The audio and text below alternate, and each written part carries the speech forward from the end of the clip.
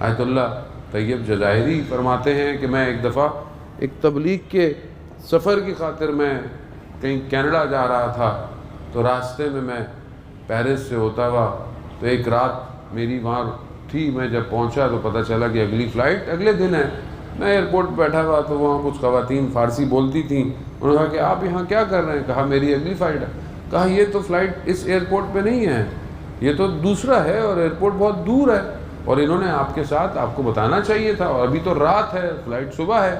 خیر انہوں نے کافی کر آ کر وہ جو بندہ لے کر آیا تھا اس سے کہا تو اس کو ہوٹل دیا، بس پہ کرا کر انہیں وہاں بھیج دیا۔ اب دوسرے دن صبح یہ تھا کہ وہ شخص آئے جو فارسی بھی بولتا ہے، فرینچ بھی بولتا ہے، ان کو لے کے جائے۔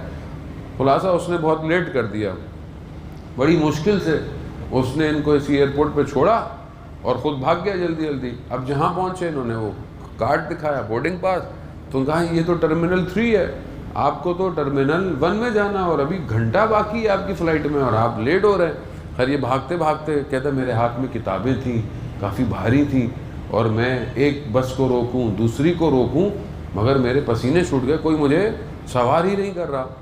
کہا ایسے میں نے بی بی سے توسل کیا، کہا بی بی میں آپ کے فرزند ہی کے لیے مجالس پڑھنے جا رہا ہوں، لوگ انتظار کر رہے ہیں۔ کہ ایسے میں دیکھا کہ ایک شخص آیا اور اچانک سے اس نے مجھے دیکھا اور کہا مرحبا، تو میں نے کہا تو عربی بولتا ہے، میں نے اس پہ عربی بات کی تو اس نے ایسے اس نے بولا کہ تقریباً یہاں سے گھنٹے کا سفر بھی ہے اور آپ کو تقریباً گھنٹہ ہی رہ گیا ہے۔ خیر اس نے بہت کوشش کی مجھے بس میں بٹھانے کی مگر بس نہیں، تو کہنے لگا کہ اب یہ ہے کہ میں آپ کو خود گاڑی پہ چھوڑ کے آؤں۔ اب میں بھی گھبرایا بھی صحیح کہ پتہ نہیں دوسرا ملک ہے، کون ہے کیا ہے، لیکن بہرحال میں بیٹھ گیا، مجبوری تھی بیٹھا۔ تو خیر میں نے اسے پوچھا تمہیں عربی کہاں سے آتی ہے؟ تو کہا میں بہرحال میں فوج میں ہوتا ہوں یہاں۔ میں نے کہتا میں اور گھبرا گیا، میں نے کہا یہ کہیں اور ہی نہ لے جائے مجھے۔ تو کہا نہیں میں اردن میں تھا، مجھے عربی آتی۔ تو خلاصہ خیر مجھے بہت تیزی سے وہ لے گیا، وہاں جا کر اس نے مجھے چھوڑا۔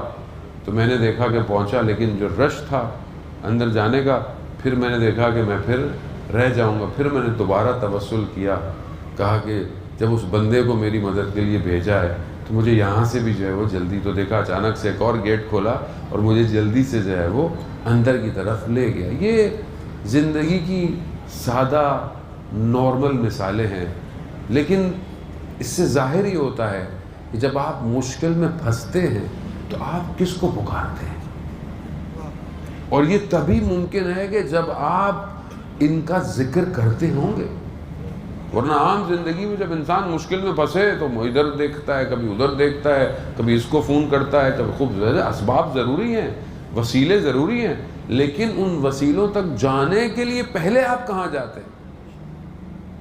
تو جو خدا پر توکل کرتا ہے خدا اس کے لیے راستے خود کھولتا ہے۔